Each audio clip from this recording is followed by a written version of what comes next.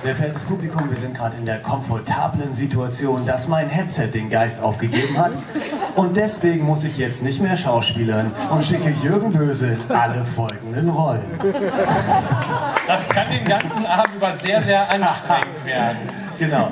Und zwar werde ich eine Geschichte erzählen, die basiert auf ein paar Worten, die ihr gerade gehört habt. Ich hätte gerne einen Titel für diese Geschichte. Was war ein Wort, was ihr gehört habt eben? Yeah.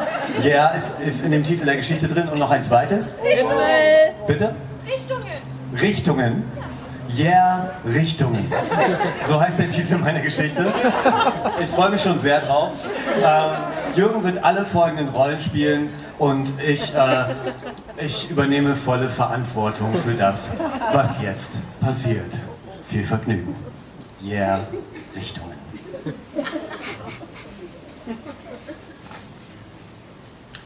Die Sonne ging auf. Es war ein schöner Morgen. Die ersten Strahlen schienen auf den Weg. An einer Kreuzung, da stand er, Philipp. Philipp war 7. Philipp hatte einen Schulranzen dabei, der viel zu schwer war für seinen Körper und ihn ständig nach hinten lehnen ließ. Auf dem Schulranzen war ein gelber Elefant zu sehen. In der Schule nannten sie ihn Elefanten Philipp. Elefanten Philipp war ein bisschen zu dick für sein Alter. Die Fettwulst quoll unter seinem T-Shirt raus. Es war ein Fruit of the Loom Shirt von seinem älteren Bruder, der im Fußballteam war. Philipp konnte noch nicht mal einen Fußball aufblasen. Dafür die Backen. Der Bus kam. Am Steuer saß der Busfahrer. Hey, Elefanten Philipp, steig ein.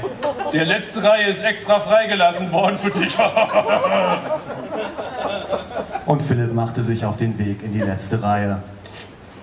Es war sein tägliches Martyrium. Aber ist ja Elefanten Philipp. Nee, hier ist nicht für dich besetzt. In die letzte Reihe setzte, bemerkte er nicht, dass diese mit Reißzwecken gespeckt war.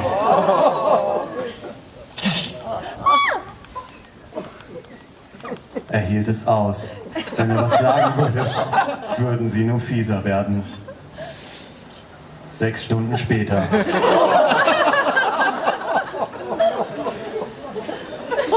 Sportunterricht. So, Philipp, du bist der Erste. Wir machen heute Bockspringen. Und alle Kinder so, yeah. Und Philipp so, in welche Richtung? In welche Richtung wollt ihr denn über mich rüber? 20 Kinder und 2 verrenkte Wirbel später stand Philipp auf dem Pausenhof. Er öffnete seine Lunchbox, die seine Mama gemacht hatte. Darin war nur ein Zettel. Ich komme heute Abend nicht nach Hause. Warte nicht mit dem Essen auf mich. Gruß, Mutti. Sie hatte vergessen, ihm das Brot zu schmieren. Dann sah Philipp sie. Er blickte in die richtige Richtung, im richtigen Moment. Und Philipps Herz dachte so, Yeah.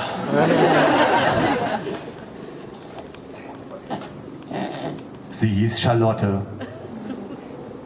Hallo. Komm ruhig rüber, wenn du möchtest.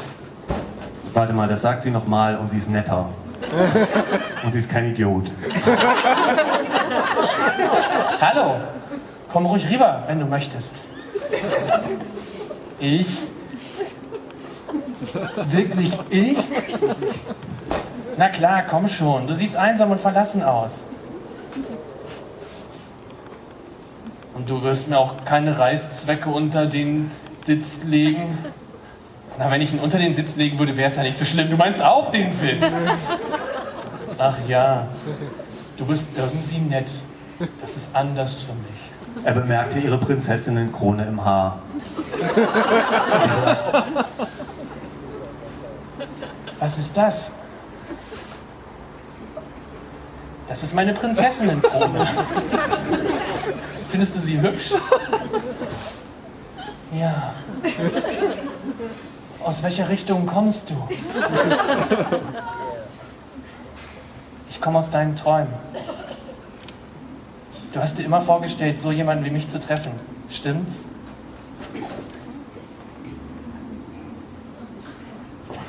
in dem Moment fiel der Elefantenrucksack auf den Boden. Und Philipp merkte, dass er stark war. Jahrelanges Tragen des Elefantenrucksackes hatte Muskeln in ihm gebildet, die er gar nicht kannte. Plötzlich stand er gerade, auf Augenhöhe mit Prinzessin Charlotte.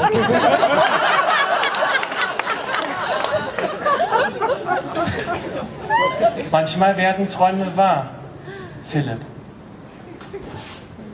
Yeah. Und als die Sonne unterging, spiegelte sich das Licht in ihrer Krone.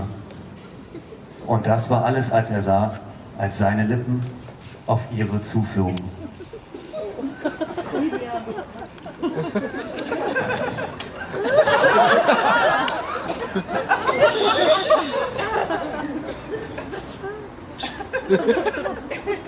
Ich habe heute Abend sturmfrei. Dankeschön.